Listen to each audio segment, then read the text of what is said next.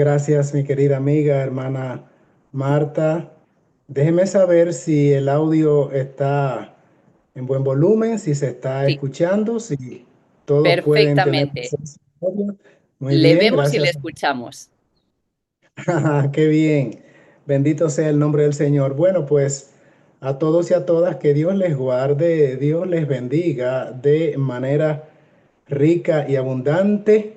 Bienvenidos sean todos nuevamente a el aula virtual, donde estamos presentando las lecciones con el título general Preparación para la crisis final en esta etapa definitoria de la historia de la humanidad. Y interesante, hoy arribamos a la quinta lección. Estamos justo en el mismo centro, en el mismo medio de nuestro ciclo de estudios que se van a extender también durante el próximo y cercano mes de diciembre.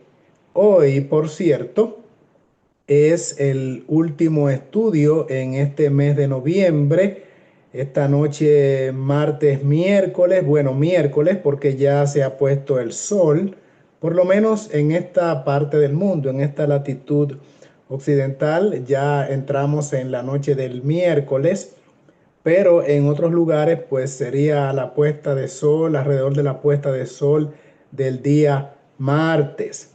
De modo que ya la próxima semana, el próximo martes, ya la puesta de sol, estaríamos comenzando el mes de diciembre y tendríamos 5 estudios de martes en la noche. En todo el mes de diciembre hay 5 miércoles, martes, puesta de sol miércoles, y el último sería el 30 de diciembre. Pero como nosotros no participamos, ni practicamos, ni estamos involucrados en fiestas paganas, con todo y que va a ser el último martes de diciembre, el 30, nosotros, Dios mediante, si el Señor nos concede la vida, estaremos aquí pues participando como cada semana en esta aula virtual. Recordarán ustedes que la primera semana de noviembre comenzamos con el primer tema que se tituló Reavivamiento y Reforma, la necesidad que tiene el pueblo de Dios para afrontar la crisis que viene. Porque no se trata, como hemos reiterado hasta la saciedad, de conocer eventos, circunstancias, movimientos proféticos en el orden de lo registrado en las escrituras y con el cumplimiento que estamos mirando en el mundo, sino que se trata de tener una preparación espiritual. Luego vimos la vida devocional que debe tener el pueblo de Dios y hicimos el contraste entre el hombre carnal y el hombre espiritual. Recordarán, ¿verdad?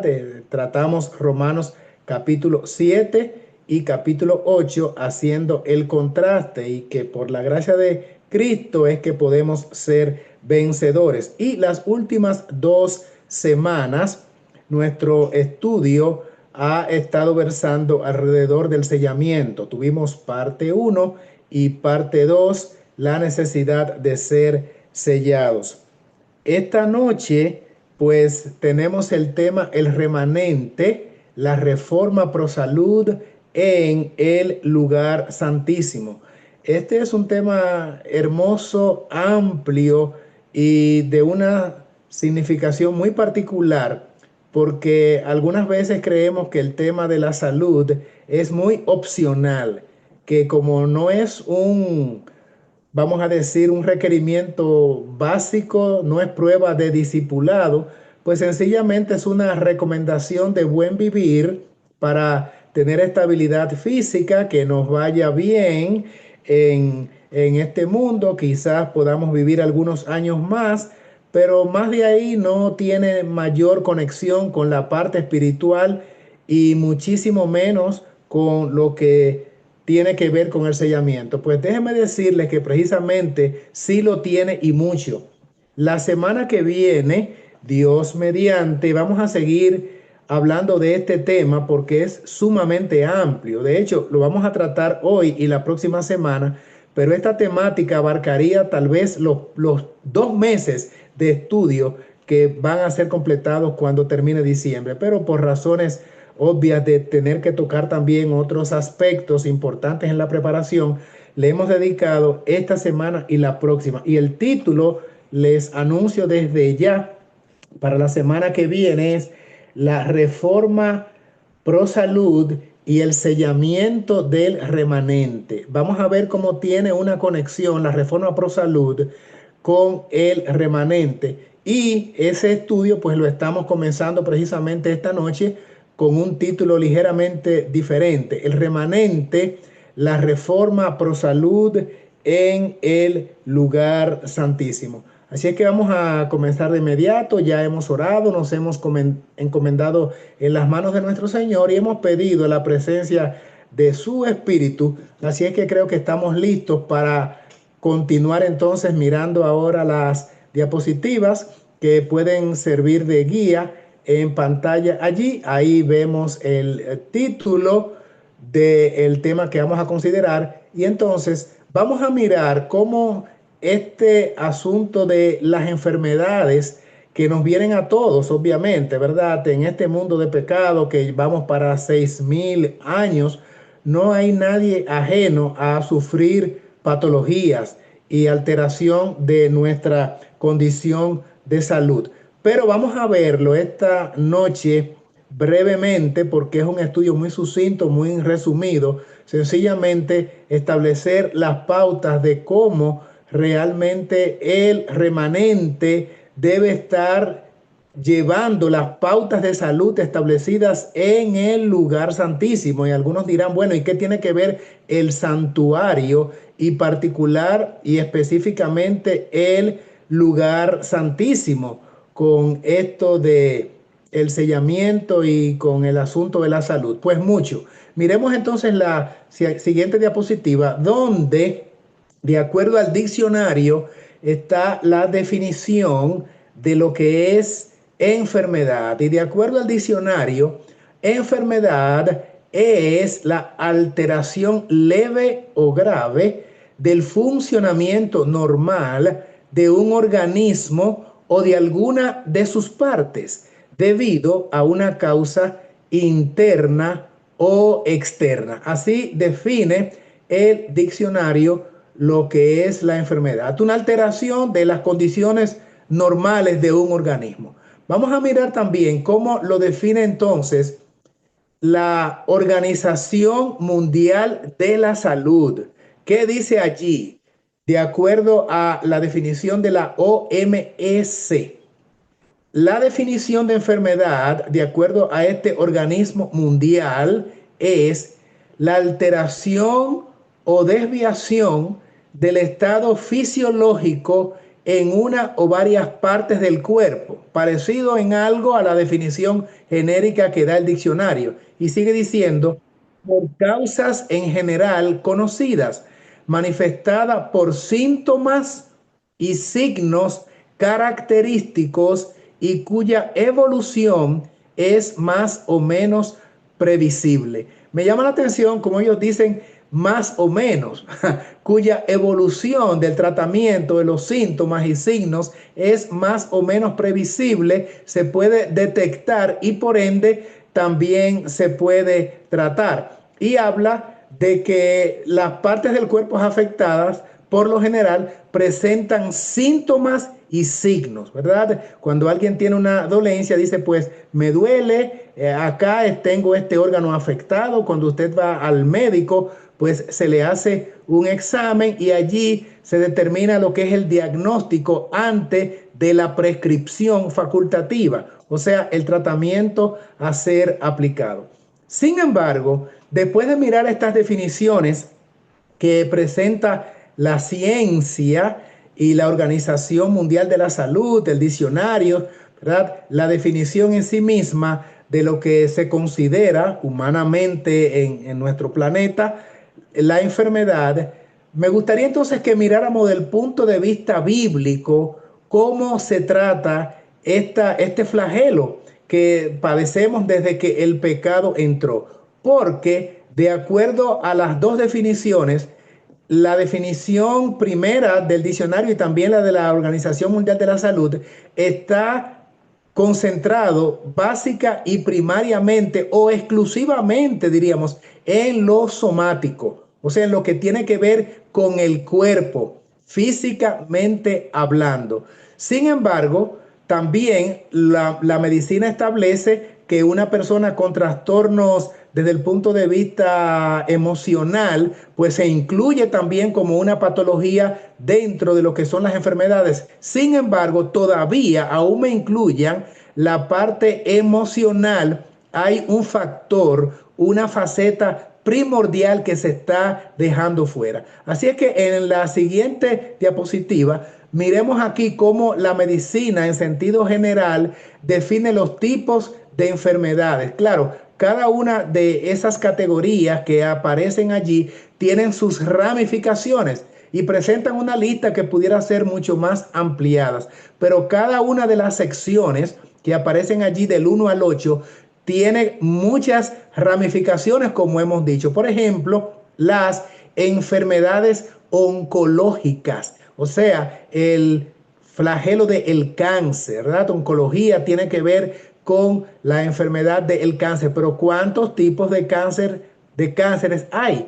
Muchísimos, muchísimos tipos de cáncer en prácticamente todas las vísceras, los órganos del cuerpo, incluyendo el órgano más grande del cuerpo, que es la piel. Así es que las enfermedades oncológicas están muy ramificadas y diversificadas. También ponen en lista como número 2 infecciones parasitarias, luego número 3 enfermedades de la sangre. Y yo diría aquí, bueno, todas las enfermedades prácticamente tienen que ver con la sangre sucia, con la sangre infectada, con la sangre contaminada, porque de acuerdo a estadísticas, ¿cuánto por ciento tenemos de sangre? Bueno, he leído que 70%, otros dicen que un 83%, es muy variable de acuerdo a los catálogos médicos, a los diferentes manuales de la literatura médica, pero la verdad es que el cuerpo entero está, por supuesto, lleno de sangre. O sea, debo decir el cuerpo entero. Y en la sangre, entonces, esos porcientos que le dije, hago la rectificación, es en relación a el agua que contiene la sangre. Así es que la sangre infectada, pues afecta cualquier tipo de órgano o víscera de nuestro cuerpo. Están también las enfermedades del sistema inmunitario, el número 5, las enfermedades endocrinas o glandulares, las glándulas, la número 6 del sistema nervioso, número 7 de la piel, número 8 respiratorias, y cada una de estas con muchísimas ramificaciones. Pero todavía insistimos en que no es solamente lo patológico lo que tiene que ver directamente con lo corporal o con lo mental, sino que el ser humano integral de espíritu, alma y cuerpo, hay otro factor que la ciencia médica me está dejando de lado. ¿Y cuál sería ese? Vamos a mirar cómo lo presenta entonces el resto del programa acá. La causa de las enfermedades en el siguiente diapositiva acá es la violación de las leyes de la salud. Dios estableció leyes que rigen nuestro cuerpo. ¿Quién dice esto? ¿La ciencia? Claro que no. ¿El diccionario? Tampoco. ¿La Organización Mundial de la Salud? En lo absoluto. Los médicos a los cuales usted visita en los centros hospitalarios o clínicos no le van a referir esta definición, la enfermedad, como violación de las leyes de la salud que Dios estableció en nuestros cuerpos, y al violarlas entonces hay una consecuencia directa. Miren, sería bueno que fuéramos a la Biblia y viésemos un par de ejemplos que nos van a ayudar bastante, porque allí en las escrituras establecen los evangelios el trato que Cristo le dio a las enfermedades y cómo lo relacionó directamente con el pecado. En Juan capítulo 9 versículos 1 al 3, hay una referencia donde Cristo trata directamente con un ciego de nacimiento. Lo podemos mirar en la siguiente diapositiva. Y dice el texto bíblico específicamente: al pasar Jesús, vio a un hombre ciego de nacimiento. Por supuesto, la ceguera es una enfermedad. Y le preguntaron sus discípulos diciendo: Rabí, ¿quién pecó, este o sus padres, para que haya nacido ciego? Bueno, de acuerdo a la creencia generalizada judía, el pecado tenía una conexión directa con producir o provocar enfermedades. Ellos lo relacionaban de causa a efecto, ¿verdad? Y entonces por eso surge la pregunta de los discípulos: este hombre ciego de nacimiento, ¿quién será que habrá pecado? ¿Este o sus padres? Por supuesto, no él, porque si nació ciego, cuando había él pecado. Por eso entonces también incluyen allí la posibilidad de la herencia y mencionan sus padres, los padres del ciego, para que él haya nacido ciego. Respuesta de Jesús: no es que pecó este ni sus padres, sino para que las obras de Dios se manifiesten en él. Juan capítulo 9, versículos 1 al 3. Vamos a seguir en este relato en la siguiente diapositiva, pero mientras tanto quiero decirles que el pecado, por supuesto, es lo que ha traído al mundo el pecado, y esta consecuencia la estamos sufriendo desde hace 6.000 años. Lo que quiero enfatizar en ustedes en el estudio de esta noche es lo siguiente: desde el punto de vista bíblico, el pecado ha producido la mayor y más grave de las enfermedades, que bíblicamente se llama pecado, y que trae en su estela una serie de consecuencias fisiológicas o patológicas. Pero la raíz, el centro mismo del mal, se llama pecado.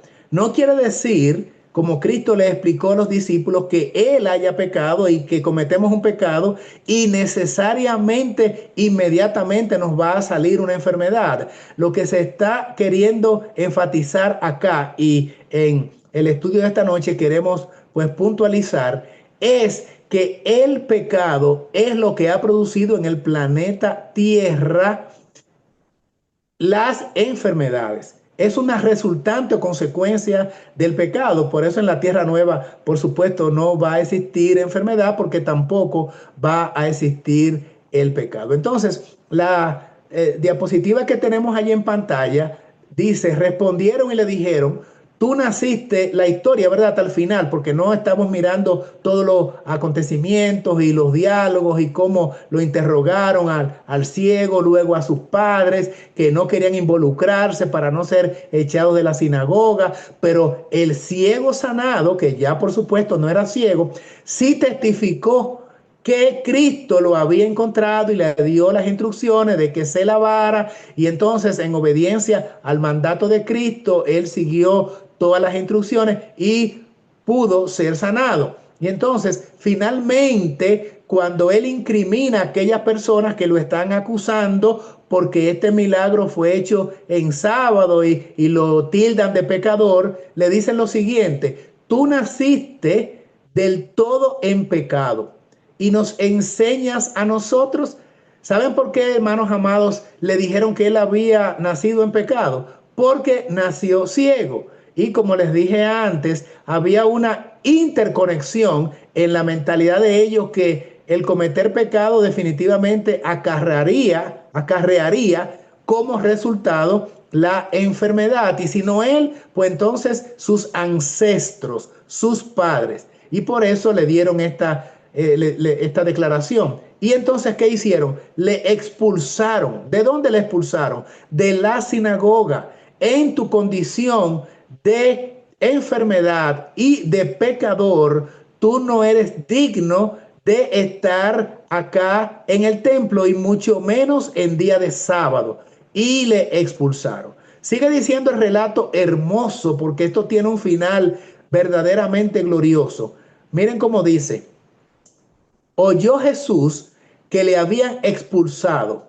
Y hallándole, le dijo, miren la pregunta de Cristo ahora, ¿crees tú en el Hijo de Dios? Qué pregunta tan impactante, tan directa. ¿Y cuántas personas hoy, si le hiciésemos esa misma interrogante, contestarían que no? O tal vez algunos contestarían, bueno, sí, hijo de Dios, pero metafóricamente no real. ¿Cuántos contestarían realmente como este caballero sanado? Respondió él y dijo, ¿quién es, Señor, para que crea en él? Si me lo muestras, pues voy inmediatamente a creer en él. Le dijo Jesús, pues le has visto. Interesante, por supuesto que ya le podía ver porque había sido curado. Y el que habla contigo, él es, continuó Jesús. Y él dijo, creo, Señor, y le adoró. Ahora, es interesante lo que pasa allí con este ciego restaurado, ahora vidente, no ya no vidente, porque ocurrió algo importante en él. Cristo efectuó en él la sanidad física. Claro que sí, era ciego y ahora no lo era. Pero es tan sintomático, interesante lo que ocurre con este caballero, porque ahora él ha encontrado a Cristo, ahora ve al Señor, ahora ve quién fue que le ha sanado. Y cuando Cristo le dice que Él es el Hijo de Dios, lo acepta y dice, sí creo. Y además de ello, el texto bíblico, la narrativa bíblica dice que le adoró.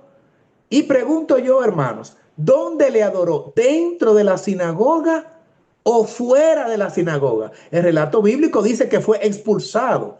O sea, que el encuentro entre Cristo y este hombre curado de su ceguera ocurrió en alguna dependencia cercana al templo, pero fuera de los atrios del templo. Allí hubo culto. Porque lo que determina dónde hay una adoración correcta no es donde hay mucha gente o donde hay un templo hermoso, sino donde reina la presencia del alto y sublime. Y donde estaba Cristo fuera del templo en este momento, allí había un adorador que ahora reconocía la gracia de Cristo obrando en él, no solamente la sanidad de lo sintomático, de lo patológico, sino que ahora él tenía una curación integral. Ahora él era un creyente, ahora era un cristiano, ahora creía que Cristo era realmente el Hijo de Dios y por lo tanto le adora. Y obviamente Cristo acepta la adoración y allí afuera de la sinagoga, del templo, hubo culto. Bueno, el templo no era la sinagoga, era en el templo y allí hubo culto.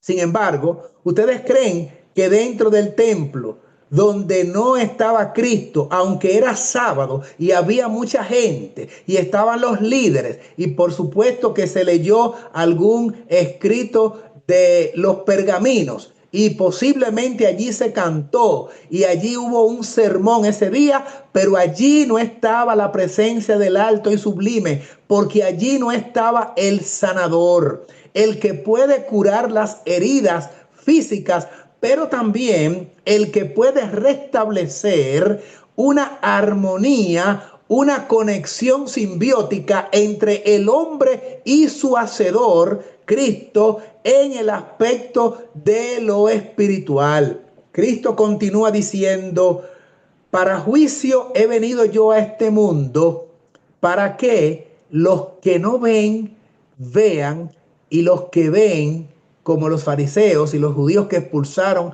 al que fue sanado, pues estos sean cegados.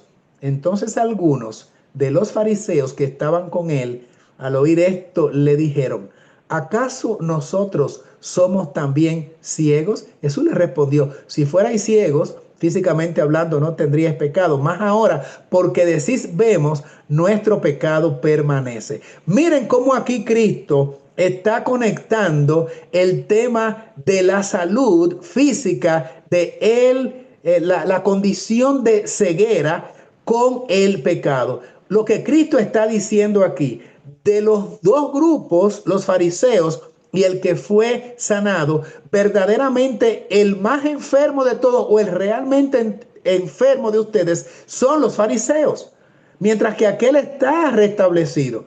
¿Y por qué aquellos estaban enfermos? Porque aunque veían, tenían una desconexión con Cristo. Ellos podrían tener físicamente la visión de su órgano ocular que les funcionara. Podían ver, y desde ese punto de vista ellos decían: nosotros no tenemos enfermedad. Pero Cristo dice: aunque pueden mirar con sus ojos, que es una de las vías sensoriales, ¿verdad? La facultad de poder mirar es uno de los 5 sentidos. Con todo y tener sus 5 sentidos habilitados, ustedes están enfermos, están ciegos, porque están en pecado por la razón de que están desconectados de Cristo.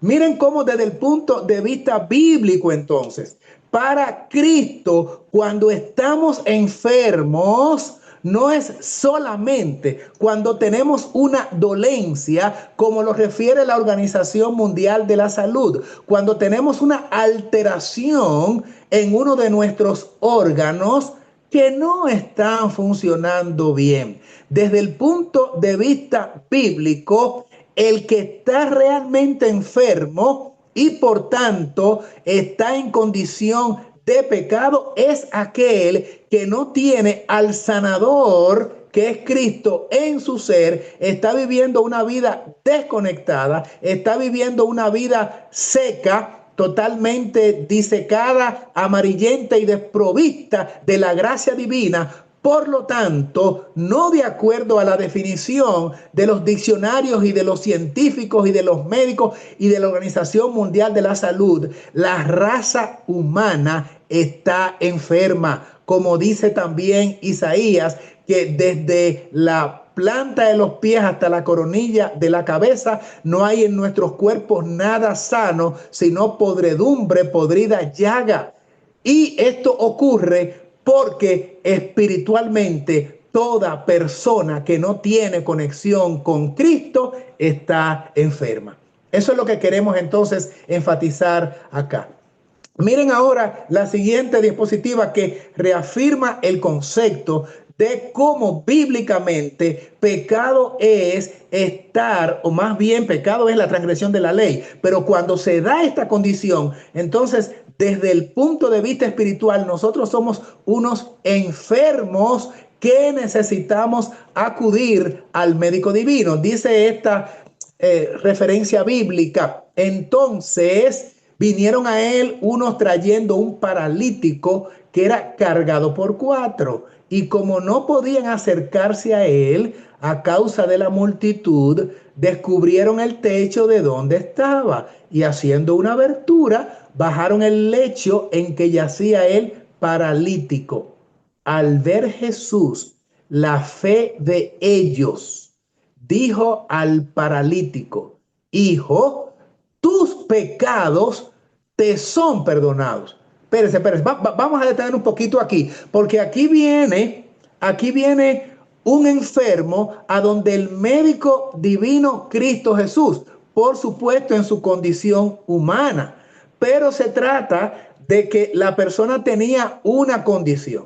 ¿Cuál era la condición? De acuerdo aquí al relato bíblico de Marcos capítulo 2 versículos 3 al 11, que este señor era paralítico, no podía caminar, estaba en una camilla y por ende debía ser asistido. La caridad pública tenía que ayudarle a resolver sus situaciones porque estaba verdaderamente limitado. Ahora bien, ¿cuál era la intención de aquellos 4 que cargaron al paralítico y lo llevaron a Jesús? Primero, ellos creían que Jesús era capaz de hacer el milagro, porque hace rato que Cristo estaba haciendo milagros por todas partes. La fama de Cristo había cundido por doquier y ya se conocía que él podía hacerlo, y por eso lo llevaron. Ahora bien, ¿Qué conexión hay entonces entre la condición somática de aquel individuo paralítico con su relación o su condición espiritual? ¿Por qué Cristo no le dice a aquel hombre que fue traído para que pudiese caminar: en este momento te declaro sano y comienza a caminar? No le dijo eso. ¿Ah? No le dijo levántate, toma tu lecho y anda. Se está tratando aquí un problema físico, paralítico. No puede caminar, pero de pronto Cristo le da un giro espiritual a la condición de aquel enfermo. Y en lugar de tratarlo como lo trataría cualquier médico: déjame hacerte un examen. Si va al médico, ¿qué le va a decir el médico? Bueno, pues vamos a tratar lo que pasa con este hombre, vamos a hacerle una radiografía, vamos a ver cuál fue el origen de esto y cómo se puede hacer algo por lo menos para mejorarle su dolor que quizás tenía también. No, no, aquí Cristo obvia cualquier tratamiento que tenga que ver con la parte física y extrañamente entonces, que sorprendió a todos allí, le dice: hijo, tus pecados te son perdonados. ¿Por qué entró Cristo a la parte espiritual? Hermanos, porque hay una conexión intrínseca, íntima, muy estrecha entre lo físico y lo espiritual. Y es el problema del remanente de la iglesia hoy, que no quiere mirar que hay un resultado de nuestra condición física cuando se afecta la parte espiritual. Dice el relato bíblico, para continuar con la que aparece en pantalla en la diapositiva, ¿verdad? ¿Por qué habla ese así? Blasfemias dice, bueno, le acusaron de blasfemia. ¿Quién puede perdonar pecados si no solo Dios? Y conociendo luego Jesús en su espíritu, que cavilaban de esta manera dentro de sí mismo, les dijo: ¿por qué caviláis así en vuestros corazones? ¿Qué es más fácil decir al paralítico: tus pecados te son perdonados? ¿O decirle: levántate, toma tu lecho y anda? Pues para que sepáis que el Hijo del Hombre tiene potestad en la tierra para perdonar pecados, que es realmente la más grave de las enfermedades. Entonces digo al paralítico: a ti te digo, levántate, toma tu lecho y vete a tu casa. Hermanos, lo que realmente produjo la salud integral de este hombre fue cuando Cristo trató sus síntomas espirituales. Esta persona necesitaba ser restaurado el punto de vista espiritual. Tenía pecados, pero con fe vino a Cristo queriendo la sanidad, por supuesto, de sus piernas lisiadas. Pero ahora el Señor entiende que este hombre en su fe también es un potencial cristiano, y ahora trata el caso desde el punto de vista espiritual y dice: tus pecados te son perdonados. Y al decir esto, pues allí estaba implicada la sanación integral, no solamente de la parte física, sino también y muy especialmente de la parte espiritual. Por eso Cristo le dijo: ¿qué es más fácil decir? ¿Tus pecados te son perdonados? Para Cristo sí, porque con esa declaración estaba haciendo la dual aplicación a la sanación del hombre. O sea, estaba haciendo la doble sanación con estas palabras. Y al decir tus pecados te son perdonados, también el médico divino estaba diciendo: y te restauro de paso, por supuesto, tu condición física que tienes. Por lo tanto, toma tu lecho y vete a tu casa. Y se fue sanado. Miren cómo dice la cita, el texto bíblico de tercera de Juan, la tercera carta de Juan, capítulo 1, versículo 2. Amado, deseo que prosperes en todo y tengas salud. Y entonces dice la segunda cláusula del texto bíblico: así como prosperas espiritualmente. Algunas versiones dicen: así como prospera tu alma, pero me gusta esta, dice: así como prosperas espiritualmente. La primera parte, cuando Juan dice: deseo que prosperes en todo y tengas salud, primariamente aquí Juan se está refiriendo a la salud física. Por eso entonces añade: así como prosperas espiritualmente. Si realmente nosotros somos un ser integral de cuerpo, alma y espíritu, no puede nadie estar realmente sano cuando espiritualmente está enfermo. Hermanos, yo quiero preguntarles ahora, ¿qué viene primero? ¿El reino de gracia o el reino de gloria? Porque nosotros ahora estamos en el reino de gracia, porque podemos acudir confiadamente al trono de la gracia para hallar oportuno socorro. Pero ¿qué viene después? La glorificación con nuestros cuerpos mortales siendo cambiados, y esto enfermo y corruptible se va a cambiar en incorrupción, y esto mortal porque nos morimos debido al desgaste orgánico y celular, va entonces a ser modificado, y no modificado, no alterado, cambiado en un abrir y cerrar de ojos en inmortalidad. Así es que primero debe venir el reino de gracia para poder participar entonces del reino de gloria.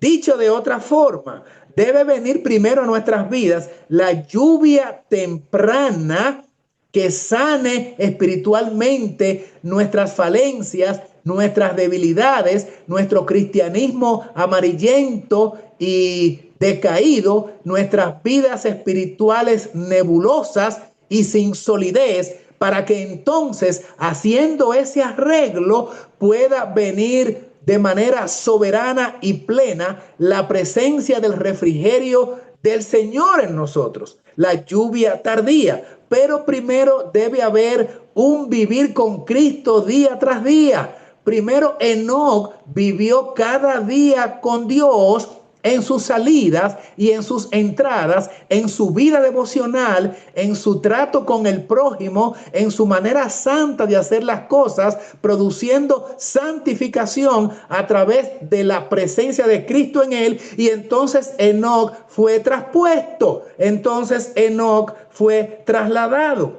O sea, que Cristo debe venir primero a mi vida antes que Cristo venga en las nubes. Debo primero recibir a Cristo en mi vida antes que reciba a Cristo en las nubes.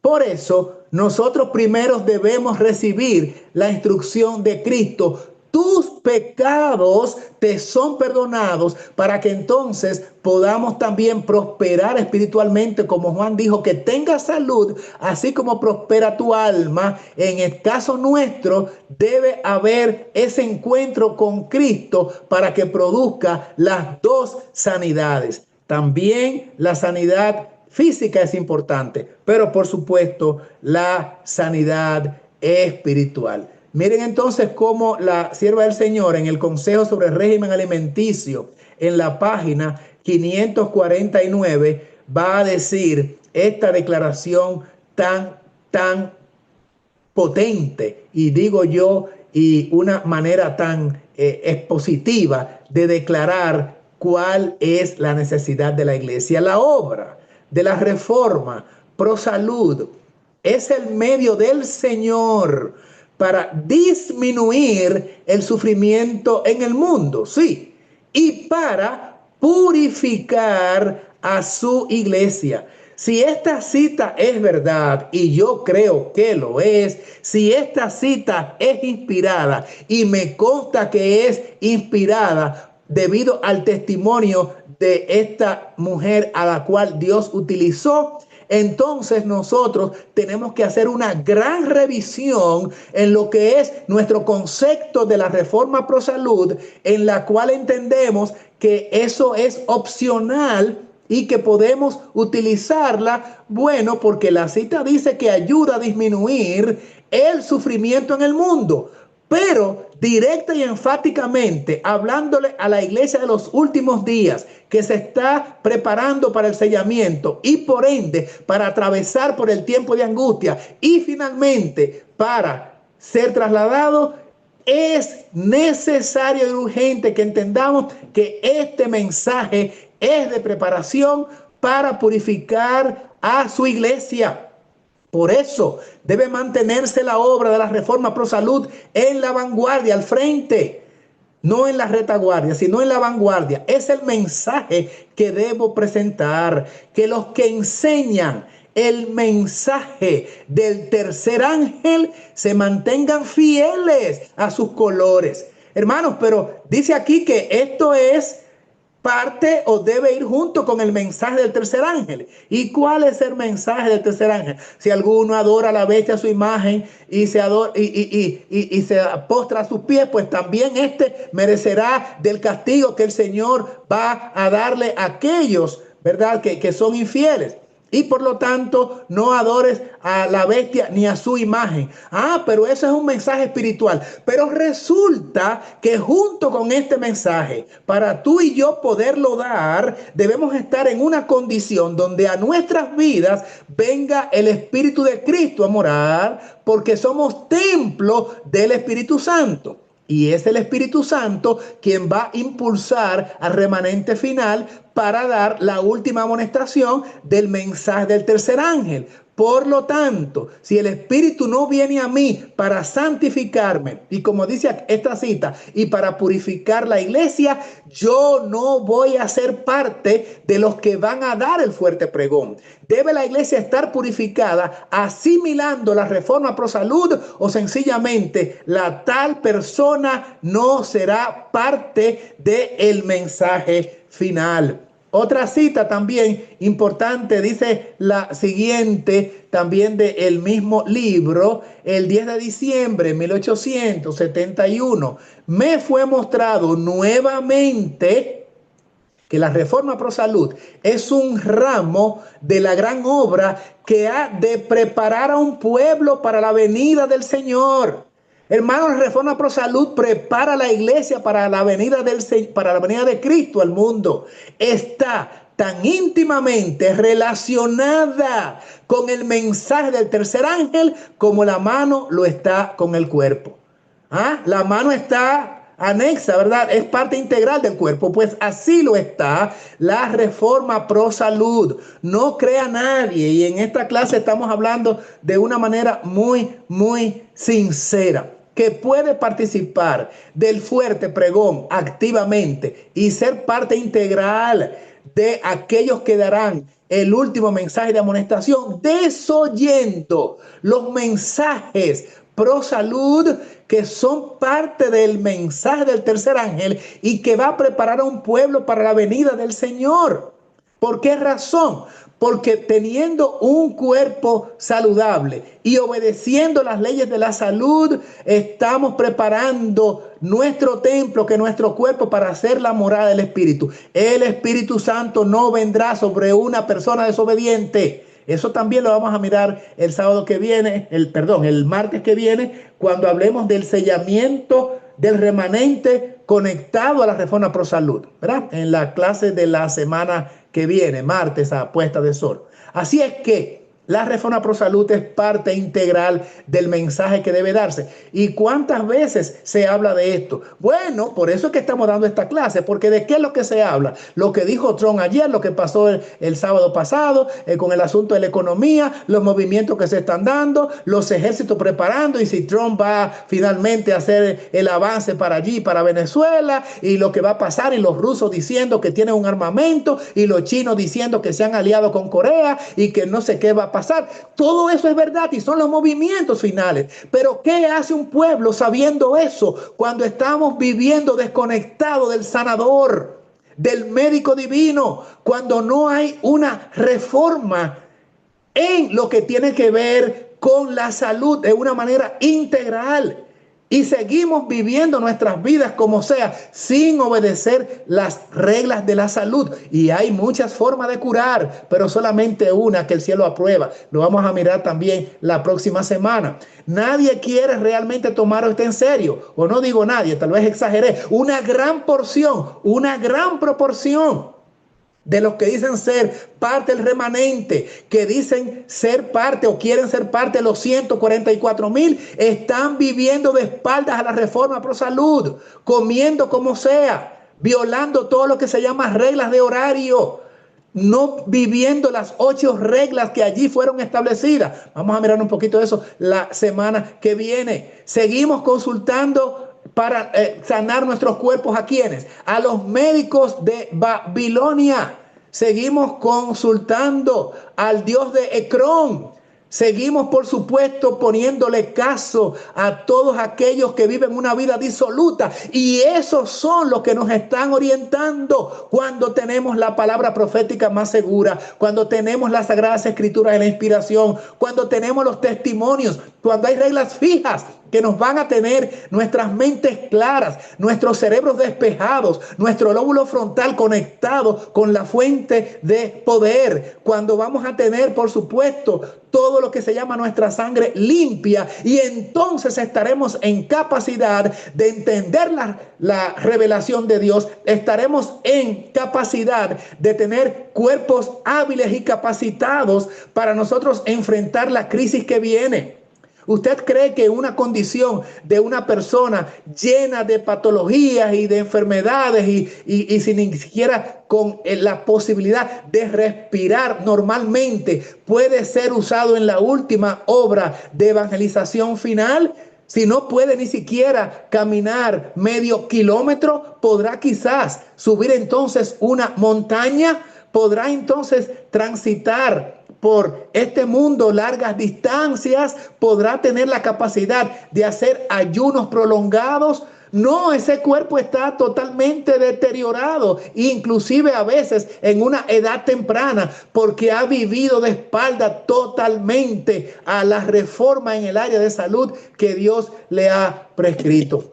La siguiente diapositiva habla de cuándo comenzó este mensaje y debió comenzar a ser obedecido. La luz de la reforma pro salud ha sido progresiva. Fue dada con claridad en 1863 y es el brazo derecho o mano derecha del mensaje del tercer ángel. Y ahora vamos a entrar en los últimos minutos a la parte clave del tema, porque el proceso de santificación debe lograrse siguiendo por fe a Cristo en el lugar santísimo. Vamos con la diapositiva allí. El proceso de santificación debe lograrse siguiendo por fe a Cristo en el lugar santísimo. Y es que en el lugar santísimo están las instrucciones para nuestra vida sana, porque allí está la Shekinah, allí está la revelación de Dios sobre el propiciatorio. Y allí se manifiesta Dios entre los querubines. Y allí está la tapa que cubre el arca del pacto, donde hay cosas interesantes allí.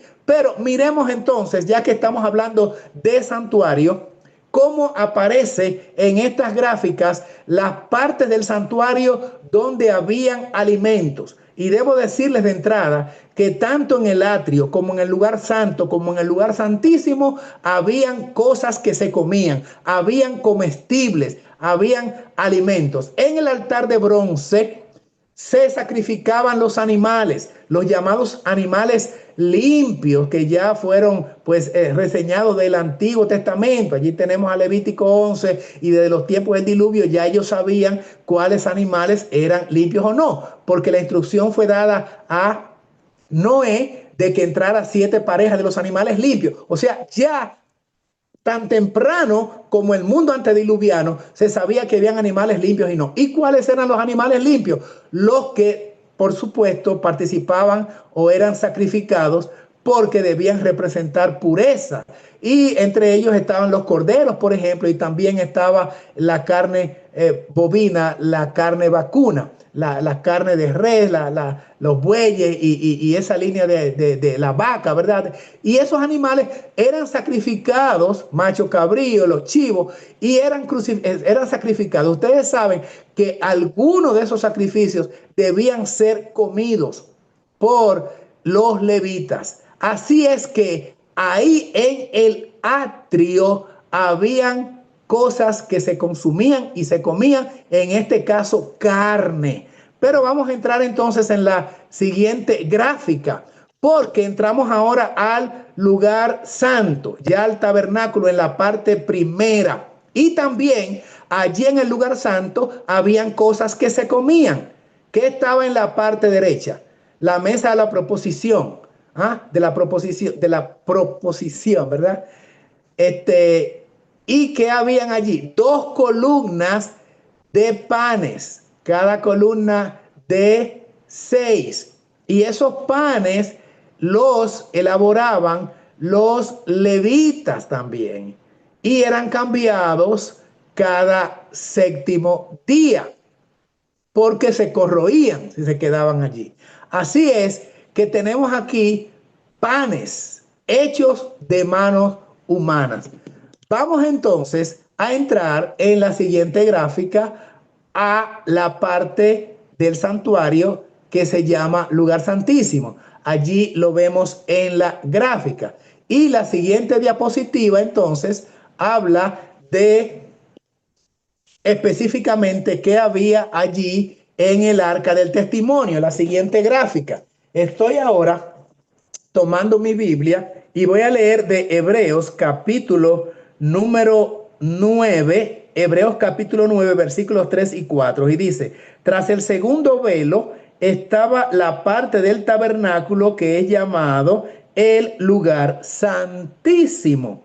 Versículo número 4, el cual tenía el incensario de oro, estaba sobre el propiciatorio, era llevado por el sacerdote el día de la expiación, y el arca del pacto, cubierta de todas partes alrededor de oro, en la que estaba una urna de oro que contenía el maná y la vara de Aarón que reverdeció y las tablas del pacto. Hermanos queridos, justo al lado de las sagradas tablas del pacto, los 10 mandamientos que le fueron dados a Moisés, justamente al lado de eso estaban algunas cosas, por lo menos 2 cosas que se comían dentro del arca, estaban del arca del pacto, la sagrada arca del pacto, que cuando los paganos la tenían en su poder, como los filisteos, les resultó una maldición. Pero enclavadas allí en el lugar donde debían estar, representaba la presencia de Dios. Y de acuerdo al texto leído de Hebreos, allí dentro del arca había un cofre, un cofre, ¿verdad? Un compartimento que tenía en su interior unas muestras de el maná. El maná era una especie de vegetal que estaba cayendo cada día durante la peregrinación del pueblo, y el sexto día caía doble porción, Éxodo capítulo 16, porque el séptimo día no caía el maná, que lo preparaban de diferentes formas. Pero también estaba la vara elegida después de reunirlas, una vara de cada tribu, seleccionada, la vara de la tribu de Leví, de la casa de Aarón, que de acuerdo a la escritura, pues tuvo hojas porque floreció, y después le salieron florecitas, y finalmente también el fruto de la almendra. Así es que miren la maravilla que se presenta allí. Dentro de esa arca cerrada, en el tabernáculo, en el lugar santísimo, ¿verdad? Estaba el arca del pacto, y en esa arca cerrada con la tapa que se llama propiciatorio, arriba de los cuales estaban los querubines, en el centro se presentaba la presencia de Dios, nuestro Padre, en la Shekinah. Pues allí eso estaba totalmente herméticamente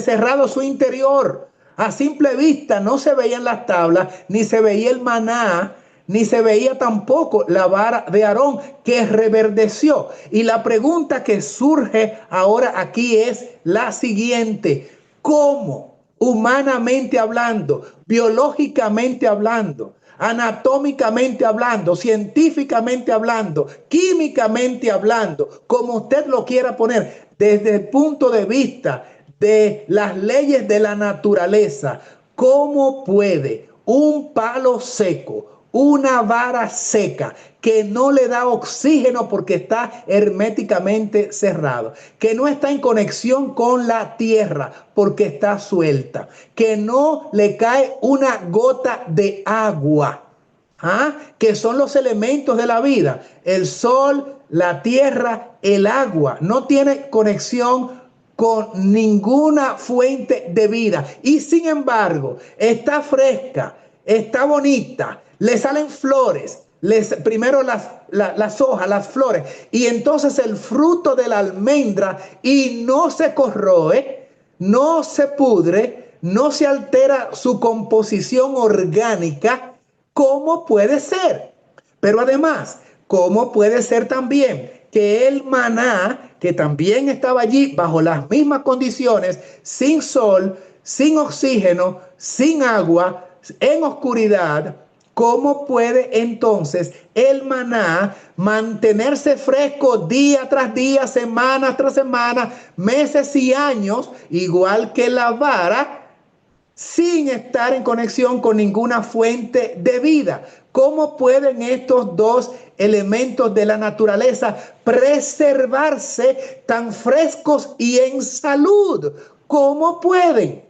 Respuesta simple: la fuente de la vida, que es Dios a través de su amado Hijo Jesucristo, mantenía ese palo seco en actividad, germinando permanentemente y con la frescura como si estuviese enclavado en la tierra, recibiendo el frescor en la mañana del rocío que le moja y también el sol y la sombra. En otras palabras, Cristo es la fuente de vida. Por eso la vida está en Él. Él es que puede dar salud y por supuesto puede dar vida. Lo propio que el maná, que si se dejaba pues guardado de un día para otro, ¿qué dice la Biblia?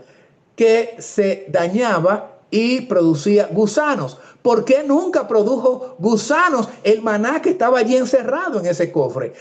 Porque la fuente de vida lo abastecía. Hermanos queridos, el remanente no puede florecer ni tener vida física y mucho menos espiritual desconectado de la fuente. Es por eso que nosotros tenemos que acogernos a la alimentación del lugar santísimo, frutas y vegetales. La almendra representaba los frutos y el maná representaba los vegetales. Esa es la alimentación primaria del Edén y tenemos que volver otra vez a los principios originales, a la alimentación edénica que nos fue prescrita al principio, porque es la alimentación de los 144,000, será la alimentación del remanente, porque estaremos conectados con esa vara que implica también el liderazgo que Cristo pues legó a los sacerdotes y nos llega hasta nosotros.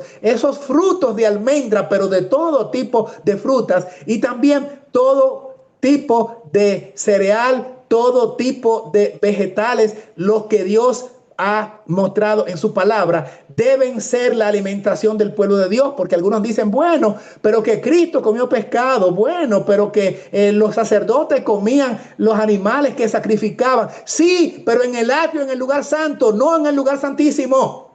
En el lugar santísimo está la alimentación del pueblo que se está preparando para el sellamiento. En el lugar santísimo están frutas y vegetales, la alimentación que Dios quiere que tengan los 144,000 que van a tener el fruto del Espíritu, porque el Espíritu mora en ellos, porque sus cuerpos son templo del Espíritu Santo. Y estos no desobedecen las leyes de la salud, porque están viviendo de acuerdo a la reforma pro salud del remanente, del último segmento poblacional de creyentes que aparece en el lugar santísimo.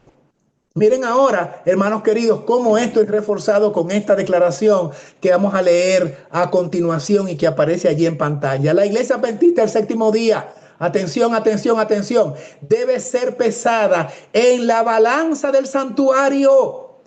En la balanza del santuario, a ver si tú estás siguiendo al Cordero por donde quiera que va. ¿Y por dónde va el Cordero en esta época? ¿En qué lugar estaría el Cordero? ¿En el atrio? ¿En el lugar santo? Si va por el lugar santísimo, como nosotros creemos y lo certifica la palabra, entonces vamos a ser pesados en la balanza del santuario. De acuerdo, como dice aquí, será juzgado conforme a las ventajas que haya recibido. Si su experiencia espiritual no corresponde a los privilegios que el sacrificio de Cristo le tiene asegurados, si las bendiciones conferidas no lo capacitaron para cumplir la obra que se le confió, se pronunciará contra ella la sentencia hallada falta. Será juzgada de acuerdo a la luz y las ocasiones que le fueron deparadas. La iglesia hoy tiene luz, sí. Tiene la luz de la reforma pro salud, sí.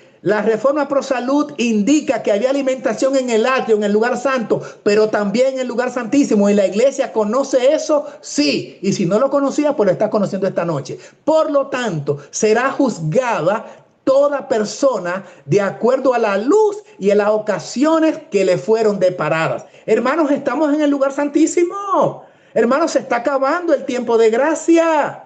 Hermanos, se está acabando la oportunidad. La sierva de Dios dijo por allá, por los 1800 en el siglo XIX, pronto llegará el tiempo en que tendremos que dejar algunos alimentos y menciona que el huevo, que la leche, qué sé yo. Y todavía estamos usando esa cita hoy a punto de acabarse la gracia para decir, eso es en el futuro. Hermanos, en el futuro de ella, hace 180 años, por favor. ¿Cuándo es que vamos a hacer los cambios? Bueno, será cuando la gente tenga la piel llena de la primera plaga, pestilente y totalmente úlceras allí en las llagas. Ah, bueno, hay que dejar cosas. No, hermano, cuando eso esté pasando ya la gracia se habrá acabado. Y perdone que le estoy diciendo tan directo, pero es que estamos en una urgencia de lo que no hemos hecho por tiempo. Tenemos poco tiempo para hacerlo. Lo que no hemos hecho por años. Hay una cita en Primeros Escritos que dice que tendremos que hacerlo en pocos meses. Tenemos ahora que hacer cursos intensivos. Ustedes ven como, por ejemplo, esta clase estaba siendo intensiva, porque esto se toma un año entero, le estamos dando en 8 semanas. Es que es intensivo porque el tiempo ya no es más. Y la iglesia será juzgada de acuerdo a la luz y las ocasiones que le fueron deparadas. Ahora seguimos con ya la siguiente cita. Nos queda muy pocas. Toda ley que gobierna la maquinaria humana ha de ser considerada tan divina en su origen, en su carácter y en su importancia como la palabra de Dios. La reforma pro salud es palabra de Dios. Toda acción descuidada y desatenta, todo abuso cometido con el maravilloso mecanismo del Señor, ese es mi cuerpo, al desatender las leyes específicas que rigen la habitación humana, es una violación de la ley de Dios. Consejo sobre el régimen alimenticio, página 17. Cuando no cumple reforma pro salud, está violando la ley de Dios. Miren la cita ahí. La voy a dejar 5 segundos más para que la lean antes de entrar a la siguiente. Desatender las leyes de la salud es violación de la ley de Dios. Las leyes de nuestro cuerpo es violación, amados, de la ley de Dios. Siguiente cita. Es tan ciertamente un pecado violar las leyes de nuestro ser como lo es quebrantar las leyes de los 10 mandamientos. Bueno, yo no sé si debo comentar esa cita, hermano, porque si la anterior era impactante, con claridad, ¿qué será esta que dice que es lo mismo que violar los 10 mandamientos cuando desobedecemos las leyes de la salud que han sido prescritas en la reforma pro salud? Por eso es que no puede nadie, violando los 10 mandamientos, aspirar a tener la santificación. Porque la reforma pro salud, como vimos en una cita anterior, es lo que produce la santificación de la iglesia y la prepara para la lluvia tardía. Y en pecado nadie puede salvarse. ¿Cómo usted pretende salvarse si está violando los 10 mandamientos? Bueno, pues esta cita dice que violar las leyes de la salud es como si se estuvieran violando los 10 mandamientos, porque usted se está matando y hay un mandamiento que dice no matarás, ¿verdad? Así es que terminamos, hermanos, con textos bíblicos ahora que aparecen allí en pantalla. El primero de ellos es Romanos capítulo 12:1, que dice así: hermanos, os ruego por la misericordia de Dios que presentéis vuestro cuerpo en sacrificio vivo. A veces hay que hacer sacrificio, sí. Hay que abstenerse de cosas, sí. Hay que dominar el apetito que nos gusta y el paladar, sí. ¿Mm? Pero debemos presentar eso en sacrificio vivo, nuestro cuerpo dice. Vivo, santo, agradable a Dios, que es vuestro culto razonable. Y el versículo 2 dice: y no os conforméis a este mundo, sino transformaos mediante la renovación de vuestra mente, el avivamiento, para que podáis comprobar cuál es la buena voluntad de Dios, agradable y perfecta. Yo ni siquiera voy a comentar esos textos porque están demasiado puntuales, claros y definidos. Lo que sí, vamos entonces a leer el último texto que aparece en este estudio, y es Primera Tesalonicenses 5:23. Y el mismo Dios de paz os santifique por completo, y todo vuestro ser, espíritu, alma y cuerpo sea guardado sin culpa para la venida de nuestro Señor Jesucristo. Hermanos, la preparación que hacemos con nuestros cuerpos al obedecer las reglas de la salud y vivir la reforma pro salud es para prepararnos para la venida de nuestro Señor Jesucristo. Miren el texto y vuélvanlo a leer a ver si ustedes lo entienden igual que yo. Cuando Dios nos guarda por completo, espíritu, alma y cuerpo, cuando lo guardamos sin culpa, entonces ahí está la preparación para la venida de nuestro Señor Jesucristo. Cristo no viene a buscar personas desobedientes. Cristo no viene a ofrecer su reino de gloria al que no quiso participar de su reino de gracia. Cristo no le dará a nadie lluvia tardía que ahora, en el tiempo de oportunidad, no esté participando o no quiera participar de la lluvia temprana. Cristo no viene a tu vida ni puede ser recibido en tu vida. Si no lo recibes en tu vida, entonces tampoco estarás listo para recibirlo en las nubes. Al contrario, cuando vengan las nubes, lo que vamos a hacer es a huir de él, porque nunca tuvimos relación estrecha con el Cristo que está viniendo en las nubes. Dios guarde a su pueblo y nos permita, pues, vivir una vida en santidad. El martes, miércoles de la semana que viene, vamos a continuar con la conclusión de este tema. Esta es la primera parte. Mientras tanto, que el pueblo se mantenga alerta, viviendo en obediencia, santificando nuestras vidas. Maranata, Cristo ya viene. Amén, amén. Excelente tema, pastor. Excelentísimo tema. Que la Iglesia del Señor abra su corazón, su mente, su espíritu para poder entender este excelente mensaje. Pastor, ¿podría guiarnos en oración, por favor? Vamos a orar. Oramos a nuestro Dios y Padre Celestial y así le decimos: bendito Dios y Padre, muchas gracias por la oportunidad que aún tenemos de en libertad abrir su palabra, hablar de sus cosas, pedir instrucción divina. Y también gracias por la oportunidad que todavía tenemos, aunque muy corto el tiempo, para hacer los arreglos y los ajustes necesarios para que entonces el Espíritu Divino pueda venir a ser morada en nosotros. Perdone nuestras negligencias pasadas, nuestros pecados, Padre Celestial. Pero en su amor está llegando la revelación antes que se cierre la gracia. Y si estas instrucciones están llegando, es una muestra de su misericordia, porque entiendes, Padre, que el pueblo tiene que prepararse antes de afrontar la crisis que está al doblar de la esquina, cerquita en cualquiera de estos meses, próximos años, tal vez, pero muy pronto, no sabemos cuándo, pero ya vemos los nubarrones de los grandes aguaceros y las tempestades que vienen a este mundo, porque estamos en la etapa final de la historia profética.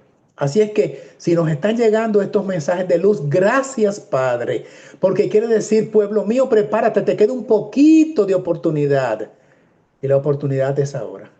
Pedimos que el pueblo no sea rebelde a la visión celestial y que al contrario, con humildad y con sencillez, no pensemos que son palabras de hombres, que nadie, Señor, mire a este pecador, a este ser humano finito, incapaz, que miren su revelación, su palabra, no lo que dijo el predicador o cómo lo dijo, sino qué me quisiste decir esta noche. Eso es, Padre Celestial, por lo cual le estoy pidiendo en este momento que graben las mentes de todos su mensaje, no la exposición que vino a través de un hombre, que se quite el mortal y que permanezca lo divino y lo eterno. Grabe por su espíritu sus enseñanzas en nuestras vidas y más que entender el mensaje, que pueda ser practicado, absorbido, puesto en obra para gloria de su nombre. Denos buen resto del día y de noche en comunión con su Santo Espíritu, que nos abastezca, que nos cubra y que también podamos tener la seguridad de que usted nos ha escuchado, porque nuestra oración conforme a su voluntad la hacemos en el glorioso y bendito nombre de Cristo Jesús, el médico sanador que nos sana físicamente y espiritualmente. En ese poderoso nombre oramos. Amén, Señor.